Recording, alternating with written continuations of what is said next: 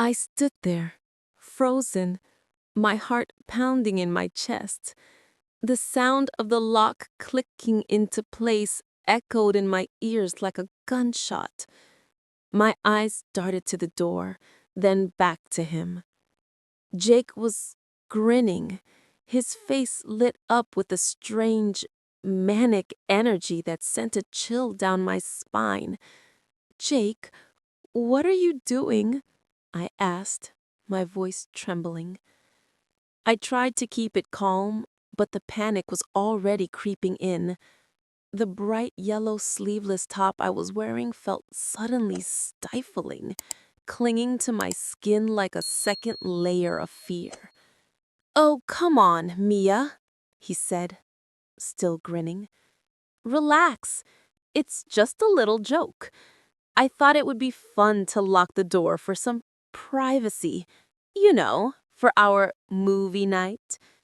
He emphasized the last two words, his tone dripping with something I couldn't quite place.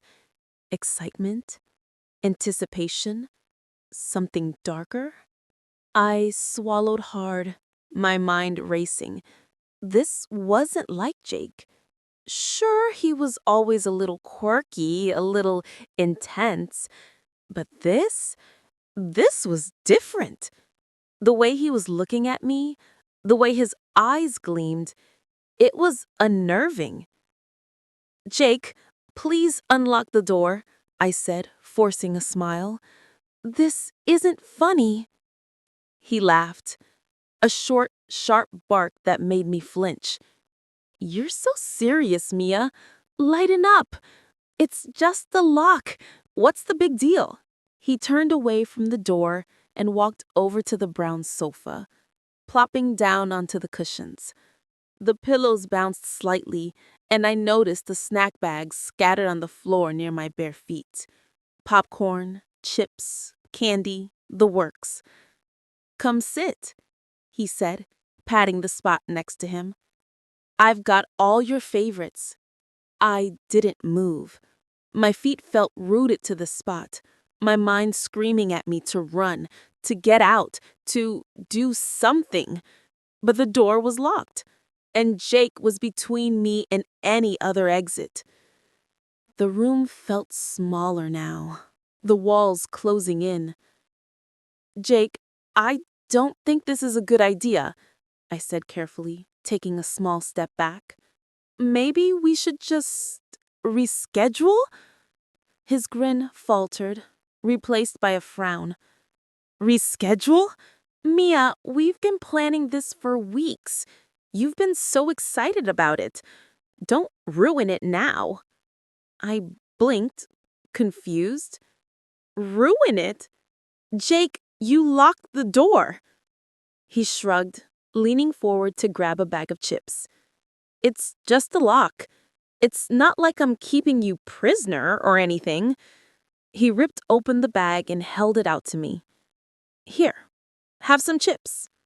You love these." I stared at the bag, my stomach churning. "Jake, I'm not hungry." "You will be," he said, his voice low now, almost a whisper. "Trust me." Something in his tone made my skin crawl. I took another step back, my bare feet brushing against one of the snack bags on the floor. "Jake, I think I should go." He stood up suddenly, the bag of chips falling to the floor. "No," he said firmly, his eyes locking onto mine. "You're not going anywhere. Not until you've had your fill." I felt the blood drain from my face. "What are you talking about?" He took a step toward me, his hands outstretched like he was about to grab me. "I'm talking about us, Mia. About making sure you're happy. About making sure you don't leave." My heart was pounding now, my breath coming in short, shallow gasps. "Jake, this isn't okay. You're scaring me." He stopped, his expression softening for a moment. "Scaring you? Mia, I'm just trying to take care of you. Don't you see? I'm doing this for you. I shook my head, tears welling up in my eyes. No, Jake, this isn't right. Please, just let me go. His face darkened again, and he took another step closer. I can't do that, Mia. Not until you understand. I stumbled back, my hands fumbling for something, anything, to protect myself. But there was nothing. Just the sofa, the pillows, the snack bags, and Jake, moving closer with every second. Jake, stop! I cried, my voice breaking. Please! But he didn't stop. He just kept coming, his eyes gleaming with something I couldn't understand, something terrifying. And then he reached for me. My back hit the wall with a thud.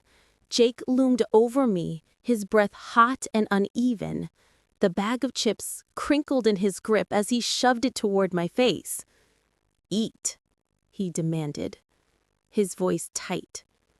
You always eat snacks during movies. Why are you being like this? I turned my face away, pressing my cheek against the cool wall. Jake, stop it. My hands flew up to push him back, but he didn't budge. His body was rigid, unyielding. You're acting crazy, I gasped. His expression twisted, something between anger and hurt. No, you're acting crazy, he hissed. I just want everything to be perfect, like we planned. I glanced at the locked door again, my pulse hammering in my throat. The key was still in the lock. If I could just get to it. Jake followed my gaze and smirked. Oh no, Mia, you're not leaving. He grabbed my wrist, his fingers digging in. Not until you relax and enjoy yourself. I yanked my arm free, but he caught me again, this time pulling me toward the sofa. Sit. Down. No!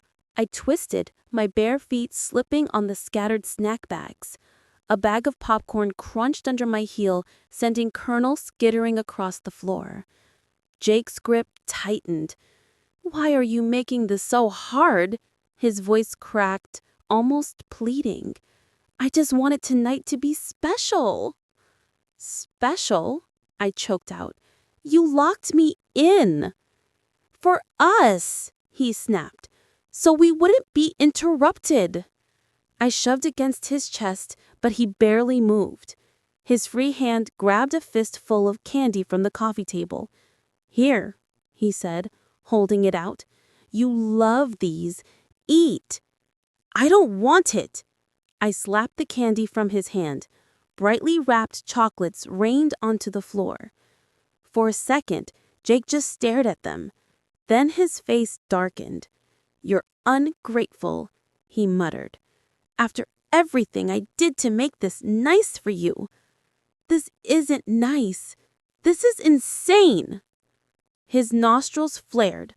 Fine. If you won't eat, then you'll just sit here until you do.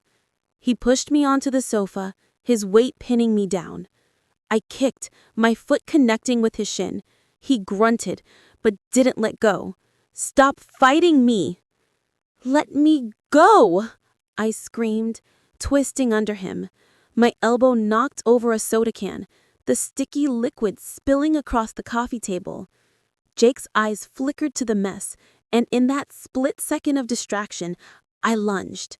My fingers closed around a half-empty chip bag, and I swung it at his face. The bag burst open, showering him in crumbs.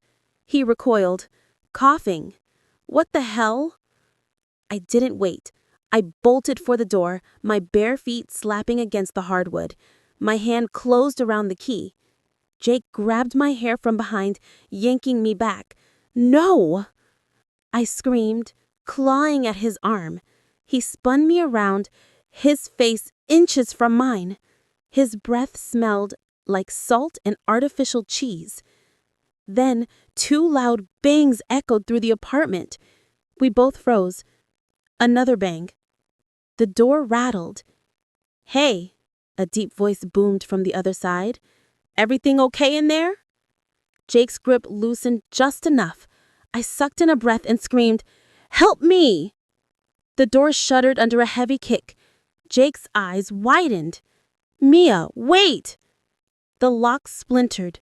The door flew open. And suddenly, there was light.